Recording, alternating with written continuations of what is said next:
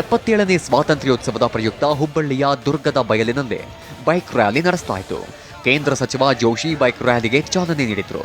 ದುರ್ಗದ ಬಯಲಿನಿಂದ ಚೆನ್ನಮ್ಮ ವೃತ್ತದವರೆಗೆ ಬೈಕ್ ಮೂಲಕ ಮೆರವಣಿಗೆ ನಡೆಯಿತು. ಶಾಸಕರಾದ ಅರವಿಂದ್ ಬೆಲ್ಲದ್, ಮಹೇಶ್ ಟೆಂಗಿನಕಾಯಿ ಭಾಗಿಯಾಗಿದ್ದರು.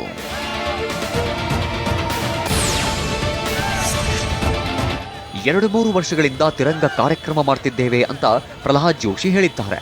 ಹುಬ್ಬಳ್ಳಿಯಲ್ಲಿ ಪ್ರತಿಕ್ರಿಯಿಸಿದ ಕೇಂದ್ರ ಸಚಿವ, ಮೋದಿ ಕರೆ ಮೇರೆಗೆ ಈ ಕಾರ್ಯಕ್ರಮ ಮಾಡ್ತಿದ್ದೇವೆ. ಪ್ರತಿ ಮನೆಗಳ ಮೇಲೂ ಧ್ವಜಾರೋಹಣ ಮಾಡಬೇಕು, ಎಲ್ಲರೂ ಸಹ ಇದರಲ್ಲಿ ಭಾಗಿಯಾಗಬೇಕು ಎಂದಿದ್ದಾರೆ. ನಮ್ಮ ದೇಶದ ಇತಿಹಾಸ, ಸ್ವಾತಂತ್ರ್ಯದ ಇತಿಹಾಸ, ಈ ಎಲ್ಲ ಸಂಗತಿಗಳ ಬಗ್ಗೆ ಜಾಗೃತಿ ಮಾಡಬೇಕು. ಒಂದು ಭಾವನಾತ್ಮಕವಾದಂಥ ಸಂಬಂಧ ನಮ್ಮ ದೇಶದ ಈ ಚಿಹ್ನೆಗಳೊಂದಿಗೆ ಬೆಳಿಬೇಕು ಅನ್ನುವಂಥ ಉದ್ದೇಶದಿಂದ ಪ್ರತಿ ವರ್ಷ ಪ್ರಧಾನಮಂತ್ರಿಗಳ ಕರೆ ಮೇರೆಗೆ ಇದನ್ನು ಮಾಡ್ತಾ ಇದ್ದೀವಿ. ಓಂ ಶ್ರೀ ಕಾಲಜ್ಞಾನ ಜ್ಯೋತಿಷ್ಯ ಪೀಠಂ ಶ್ರೀ ರಾಘವೇಂದ್ರ ಕುಲಕರ್ಣಿ ಇವರಿಂದ ಅಷ್ಟಮಂಗಲ ಪ್ರಶ್ನೆ, ತಾಂಬೂಲ ಪ್ರಶ್ನೆ, ಆರೂಢ ಪ್ರಶ್ನೆ, ತಾಳೆ ಗ್ರಂಥದ ಮೂಲಕ ನಿಮ್ಮ ಯಾವುದೇ ಸಮಸ್ಯೆಗೂ ನಿಖರ ಪರಿಹಾರ. ಕೋಲಾರ ಜಿಲ್ಲೆ ಮಾಲೂರು ಚುನಾವಣೆ ಫಲಿತಾಂಶ ಕುರಿತು ತಕರಾರು ಅರ್ಜಿ ಸಂಬಂಧ ಮರು ಮತ ಎಣಿಕೆ ನಡೆಯಲಿದೆ. ಹೈಕೋರ್ಟ್ ಹೇಳಿದ ದಾಖಲೆ ಸಲ್ಲಿಸಲು ಮರು ಎಣಿಕೆಗೆ ಸಿದ್ಧತೆ ನಡೆಸಲಾಗುತ್ತಿದೆ. ಆಗಸ್ಟ್ 13ರಂದು ಕೋಲಾರ ಡಿಸಿ ಕಚೇರಿ ಸಂಕೀರ್ಣದಲ್ಲಿರುವ ಇವಿಎಂ ಉಗ್ರಾಣದ ಬಾಗಿಲು ತೆರೆಯಲು ಜಿಲ್ಲಾಡಳಿತ ಸಿದ್ಧತೆ ನಡೆಸಿದೆ. 2023ರ ವಿಧಾನಸಭಾ ಚುನಾವಣೆಯಲ್ಲಿ 248 ಮತಗಳ ಅಂತರದಿಂದ ಕಾಂಗ್ರೆಸ್ನ ಕೆವೈ ನಂಜೇಗೌಡ ಗೆದ್ದಿದ್ರು.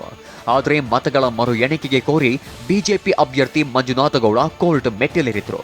ಹೀಗಾಗಿ ರಾಜಕೀಯ ಪಕ್ಷಗಳ ಸಮ್ಮುಖದಲ್ಲಿ ಎಣಿಕೆ ಮಾಡಲು ಸಿದ್ಧತೆ ನಡೆದಿದೆ.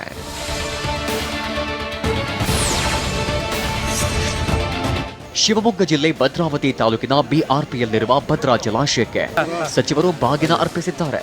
ವಿಶೇಷ ಪೂಜೆ ಸಲ್ಲಿಸಿ ಶಾಸಕ ಸಂಗಮೇಶ್ ನೇತೃತ್ವದಲ್ಲಿ ಬಾಗಿನ ಅರ್ಪಿಸಲಾಗಿದೆ.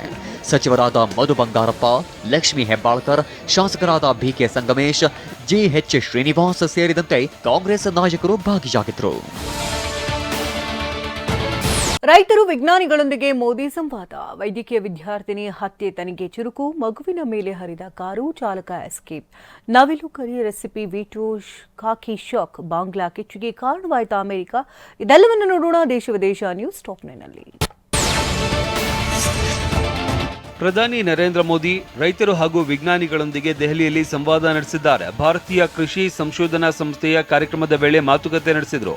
109 ಹೆಚ್ಚುವರಿ ಇಳುವರಿ ನೀಡುವ ಹವಾಮಾನ ನಿರೋಧಕ ಮತ್ತು ಜೈವಿಕ ಬಲವರ್ಧಿತ ಬೆಳೆ ಬಿಡುಗಡೆ ಮಾಡಿದ್ರು. ಬಳಿಕ ಬೆಳೆಗಳ ಪರಿಶೀಲನೆ ಮಾಡಿದ್ರು.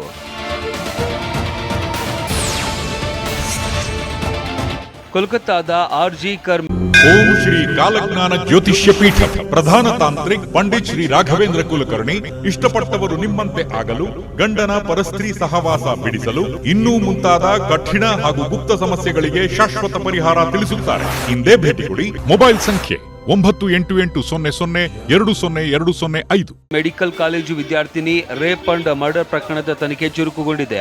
ಹತ್ಯೆ ಖಂಡಿಸಿ ವೈದ್ಯಕೀಯ ಕಾಲೇಜು ವಿದ್ಯಾರ್ಥಿಗಳು ಬೀದಿಗೆ ಇಳಿದು ಪ್ರತಿಭಟನೆ ನಡೆಸಿದ್ದಾರೆ. ಇನ್ನು ಕೊಲೆ ಆರೋಪಿ ಸಂಜಯ್ ರಾಯ್ ವಿದ್ಯಾರ್ಥಿನಿಯನ್ನ ಅತ್ಯಾಚಾರಗೈಯೋದಕ್ಕೂ ಮುನ್ನ ಆಲ್ಕೋಹಾಲ್ ಕುಡಿದಿದ್ದನಂತೆ. ಅಲ್ಲದೆ ಪೋರ್ನ್ ವಿಡಿಯೋಗಳನ್ನ ಕೂಡ ನೋಡಿದ್ದ ಎನ್ನಲಾಗ್ತಾ ಇದೆ. ಘಟನೆ ಖಂಡಿಸಿ ದೆಹಲಿಯಲ್ಲಿ ಕೂಡ ಮೆಡಿಕಲ್ ಕಾಲೇಜು ವಿದ್ಯಾರ್ಥಿಗಳು ಪ್ರತಿಭಟಿಸಿದ್ದಾರೆ.